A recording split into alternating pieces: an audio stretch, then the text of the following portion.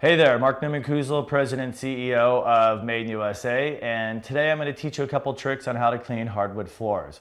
The first one is using a broom and a dustpan. A lot of you might know this already, but the trick is you can do some quick little strokes like this. Get under your furniture, so if your company accidentally drops something on the floor and they bend down to get it, they're not going to see the line of dust at the edge of the furniture. Just kind of sweep that up there. We'll just move our broom and dustpan out of the way. That's one quick trick. And if you really want those floors to pop, take your favorite floor cleaner, hardwood floor cleaner, just spray it around.